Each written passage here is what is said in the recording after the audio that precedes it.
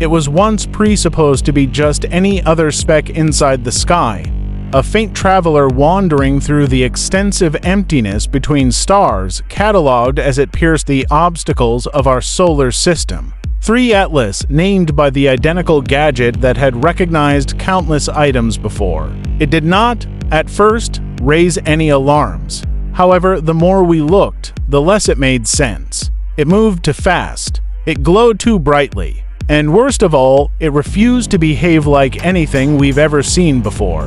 Then came the moment everything changed. The James Webb Space Telescope locked its instruments onto the object. And what it revealed wasn't just unsettling, it was impossible.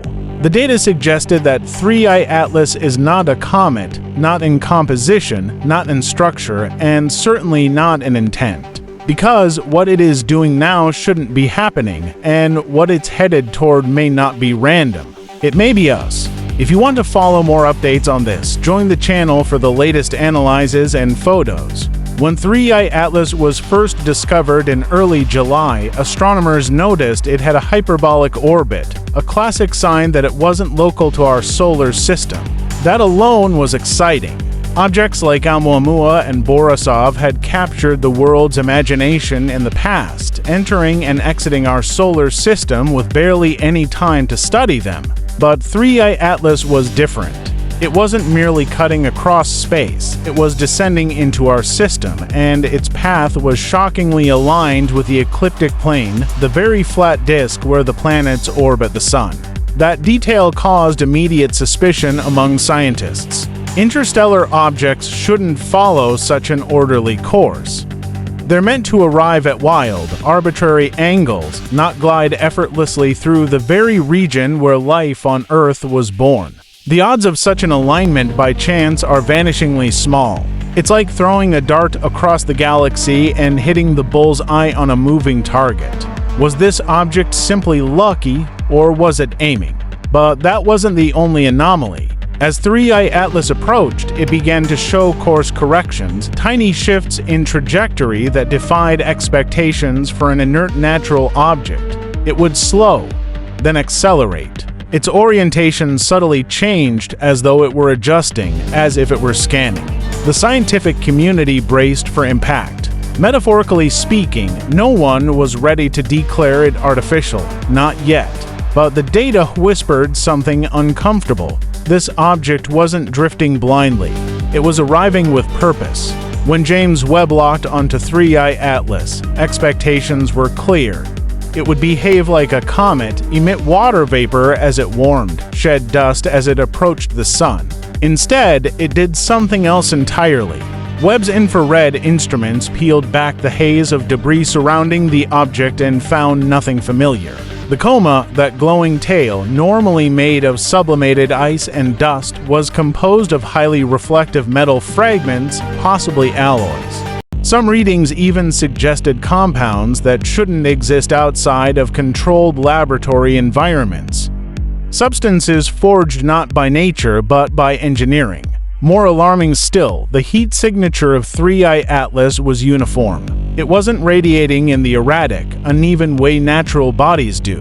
Instead, it emitted thermal readings consistent with active thermal regulation, as though the object was cooling itself. And when Webb scanned its surface under the near-infrared range, it didn't find a pockmarked, irregular rock. It found geometry, smooth planes, right angles, a repeating pattern that appeared, for lack of a better term, design. Scientists scrambled to explain the data. Could it be a shattered fragment of a Dyson-like structure? A derelict probe from an extinct civilization? Or was it something entirely new? A kind of object we've never imagined, operating under physics we've yet to understand. Whatever it was, the label comet could no longer hold. Then came the signal. At first, it was dismissed as background noise. But as more observatories pointed their radio telescopes toward 3I Atlas, the same pattern emerged, a low-frequency pulse repeating at irregular intervals. It didn't match any known cosmic sources, not pulsars, not quasars, not magnetars. Instead, it appeared localized, tied to the object itself. And then something stranger happened. The pulse began to change depending on who was listening.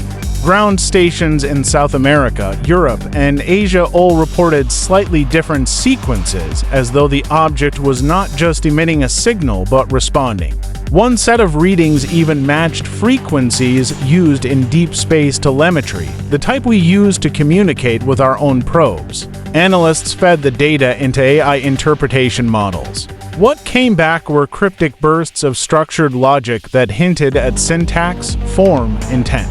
It was as if the object wasn't just talking, it was adapting its language, probing our machines, learning our patterns, modifying itself in real time. The web team then made the decision to halt public updates, triggering a wave of speculation that hasn't stopped since. Because if the object is emitting a signal, and that signal is targeted, who is it targeting? As the scientific world struggled to keep pace, institutions responsible for safeguarding public data went dark. NASA scrubbed several public entries from its small-body database, including earlier orbital simulations.